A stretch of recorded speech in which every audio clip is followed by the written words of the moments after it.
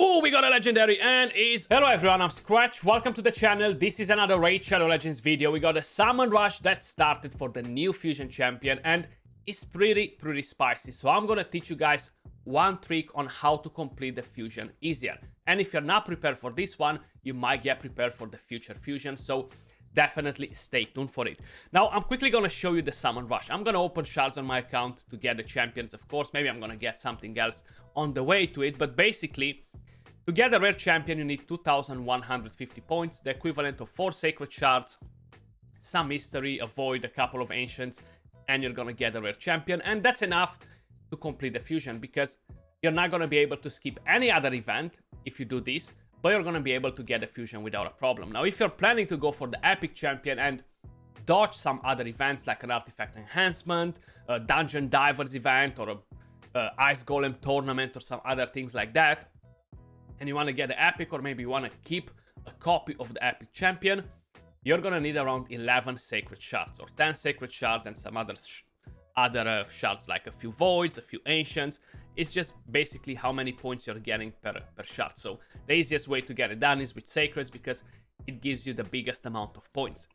Now, this will still force us to open shards for the champion chase tournament, because we're gonna get a void rare from there, and that's very important in order to get the void epic champion, which can only be fused. Of course, if you don't get lucky to summon any of these champions, which definitely changes a lot of things. So the one thing that I want to show you guys is how to get your champion chase tournament completed easily. So right now I only have 7 sacred shards, right? I have 7 sacred shards, I have a few ancients, 1 void shard. This won't be enough to complete the summon rush and the champion chase tournament, right? So you gotta use different methods in order to get enough points. Yes, I have mystery shards, that's not the point. We have fusions right here. For example, we have the Broadma fusion, which is a permanent fusion, and you can do this champion over and over and over again. How you can see, you can fuse the rare champions by using uncommon champions, right? You can summon this from mystery shards and then get a lot of the rare champions. When you are opening void shards, make sure you guys are saving all these rare champions, because this equals 350 points in a champion chase tournament. Check all these rares out. Of course, not Painkeeper, ignore Painkeeper and Cursed, but I'm talking about the rest. So all these champions will be used as a Broadma fusion. So I can make quite a few different fusions with Broadma, and this alone will complete the champion chase tournament for me without a problem.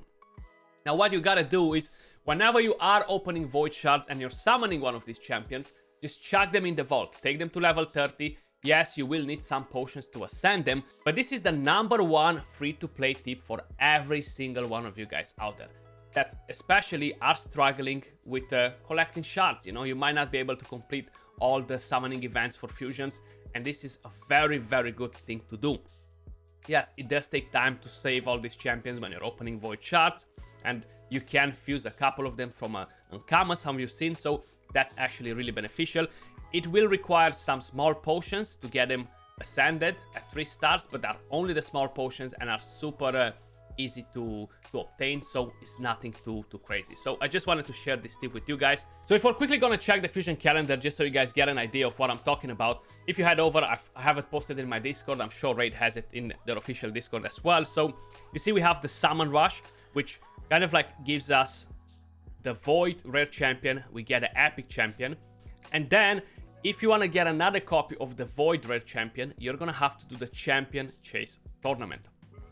If you're not doing that, you're not going to be able to complete the fusion. Now, probably the rare will be again at 2,000 plus points in the champion chase tournament as well. That's why you want to be prepared. So the thing there is that a sacred shard, if you're unlucky, is only going to be 250 points. So you're going to need again around 10 sacred shards to get a rare champion, if you're not getting lucky with the summons from ancients or voids to get a few epics, maybe a legendary. If you don't have a few Broadma fusions available, like I showed you, to get you 350 points every time you summon one. So that's why this is definitely a very good tip. But let's jump over and do some summons. My Mercy is pretty far off with the sacreds.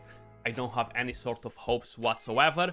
And yes, we do have the new thing in game, which will be some new sort of a shard. If you guys remember in the interview that we had with Cyrilla, she said that it's coming sooner than you might expect it, and seems like we do have this, but there are no place to get them at the moment, and they're gonna be kind of like banner summons from what we've seen from the data mining information that got leaked.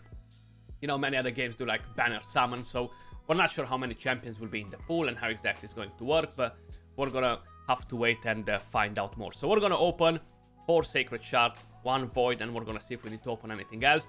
I would love a legendary, but the legendaries that are on the 10x at the moment, either though they're amazing champions for progression, they're great for quite a lot of content, I'm not excited for any of them because I have them already. I mean, a sneak track would not be bad because I don't have him, so let me just put that out there. And a Moonbeam. So we have the Sylvan Watchers faction coming out. This is gonna bring you defense down. It's gonna bring you a bit of damage and Leech. So it's not a bad champion all around, but I don't think he's one of the best champions from this faction. He's definitely a good option as a DPS, you know? So let's crack on it. Can we bring a legendary home? Let's see. Can we bring a legendary? Ooh, we got a Vergis. What a beast of a champion. He can solo the Scarab King if you have him on the right build. I've already made a video on that. But he's such a powerhouse, guys. So many people underestimate Vergis.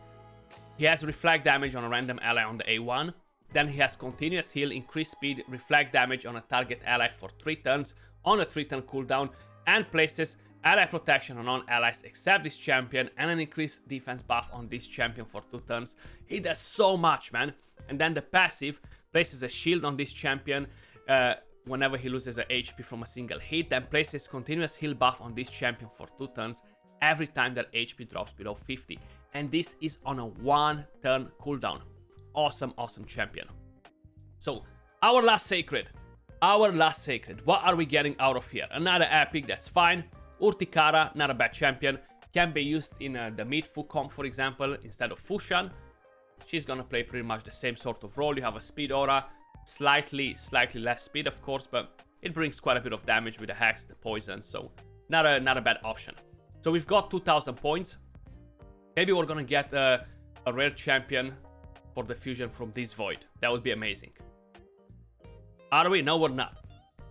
This, I think, should be enough to get a rare champion on this account. Oh, I actually I need to do a couple of ancients, and that's about it. So I managed to save 3 sacred shards, and I'm gonna have a few ancients left as well for the champion chase tournament. That's gonna be next week. Maybe the clan boss will be generous with me. Maybe it will not be generous with me, so then I won't be getting what I need in terms to get more shards. But luckily, I saved all those champions for the fusion, you know. So right now, I managed to get all these goodies. I'm gonna collect them in just a bit. I'm not gonna go for the epic champion on this account. But on the other account, I am thinking to go for the epic champion just because it saves me some time probably. So I don't need to complete every single one of the events, you know. So here as well, I do have more shards available. So I'm kind of like debating, okay, should I just open so many sacreds, you know, and do it?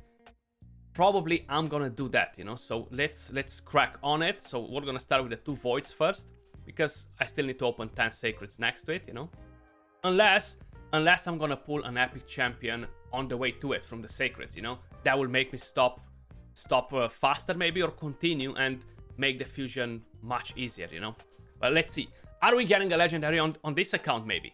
Maybe we're getting something good here. Okay, so we got this epic, pretty interesting champion. Love the design love the shield.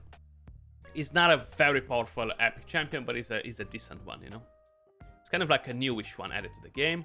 We got a Ugo. Wow, what a beast for Hydra, guys, and for so much content. Awesome stuff. You have defense down, block buffs, leech on the A1, a bit of a cleanse, heal on the A3. Very nice champion. Let's see, what are we getting out of here? Okay, we got a Jarvik, not a bad champion. Attack down, ally protection, defense up, the continuous heal from the passive. Come on, give me an epic from the fusion. Earth Sign, Ironhide. Give me an epic from the fusion, or give me a nice, juicy legendary. Okay, we got a Fanshi. Decent champion.